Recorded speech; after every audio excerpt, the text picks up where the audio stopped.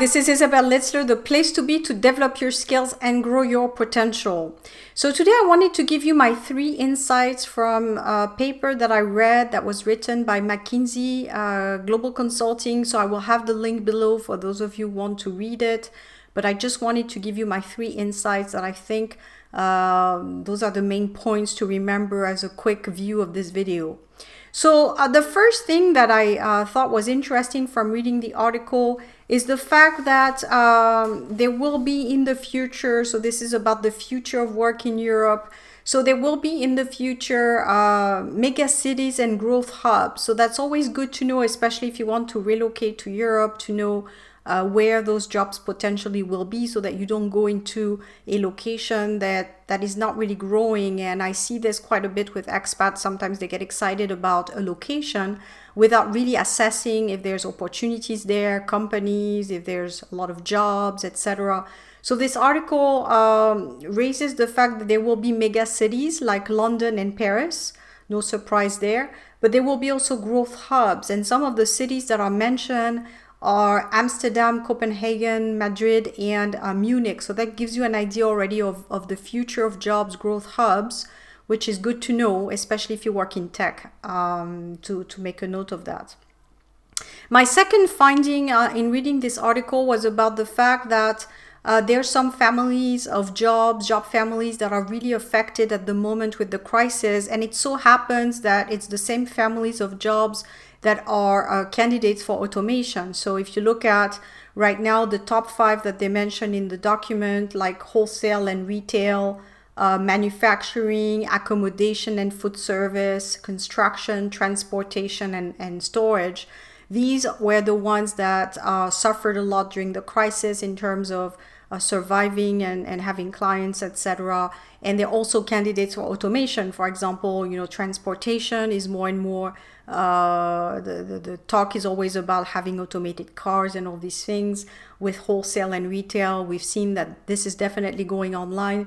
So these families of jobs are not going to be high growth. That's the consequence of reading this article that I can draw from this. So good for you to know, I think, and to make a note of it. Again, they refer and they talk about more job families. So you're welcome to get into the report and get that information for you. And number 3, that's somewhat some good news, is that there's an aging population in Europe. So they will need to get some people from abroad potentially. Consider also maybe people that are outside of the workforce right now, like women, some women, older people, etc. So they might come back to work, so that basically you still have a workforce in place. So if you're over 55, for example, you may have opportunities.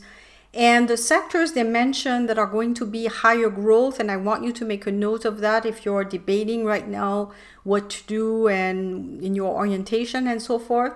So the first one is human health and social work. So that's the first growth area. Number 2 is professional, scientific, and technical services.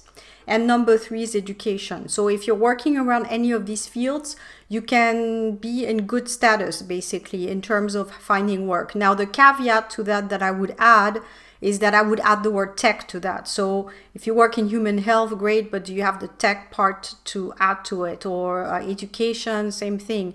Are you working, maybe with online type of software, etc.?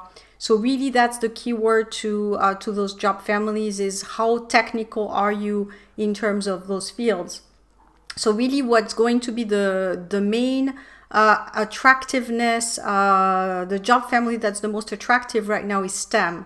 It's science, tech, engineering, and math. And attractive for companies, of course. So if you're not really in that field, or if you're not really mastering the tech part of the job families I just mentioned, there's going to be maybe less jobs. So definitely, and that's what I've been saying in all my videos lately, there's definitely this move that's going towards digital, towards tech, towards automation. So you have to find yourself a niche of some kind where you can work in the field, maybe adding tech to your skills, adding some tech to your skills, doesn't mean everything.